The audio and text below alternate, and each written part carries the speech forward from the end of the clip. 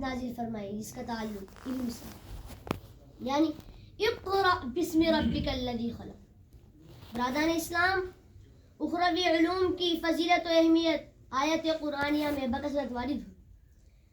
اللہ تبارک و تعالی نے ارشاد فرمایا، قل هل يستوي الذين يعلمون والذين لا يعلمون۔ اے محمد کہہ دیجئے کہ اہل علم اور اہل جہل کبھی برابر نہیں ہو سکتے، جس طرح توحید و شرک کبھی برابر نہیں ہو سکتے، جس طرح ہدایت اور ظلمت کبھی برابر نہیں ہو سکتے، جس طرح حق اور باطل کبھی برابر نہیں ہو سکتے۔ کیوں؟ اس لیے کہ حق کی ضد باطل ہے، ہدایت کی ضد ظلمت ہے، اور توحید کی ضد شرک ہے۔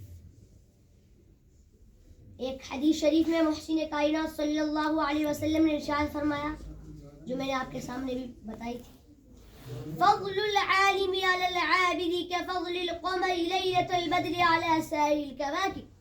عالم کی فضیلت عابد پر ایسی ہے جیسے چاند کی فضیلت تمام ستاروں۔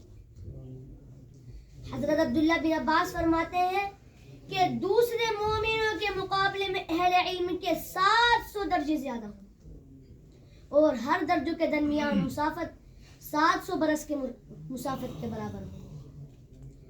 لیکن برادران اسلام، ہم آج کے دور میں اپنے بچوں کو دینی تعلیم سے دور رکھتے ہیں اور ان کو انگریزی تعلیم دیتے ہیں۔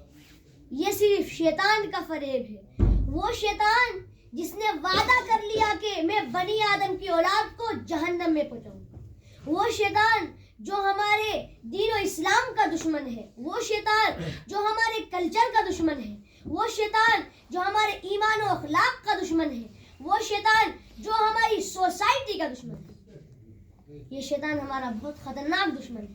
یہ ہمیں اپنے رنگین جال میں پھنسا کر ہمیں دینی تعلیم سے دور کرنا چاہتا ہے۔ ایک حدیث شریف میں محسن کائنات صلی اللہ علیہ وسلم نے ارشاد فرمایا،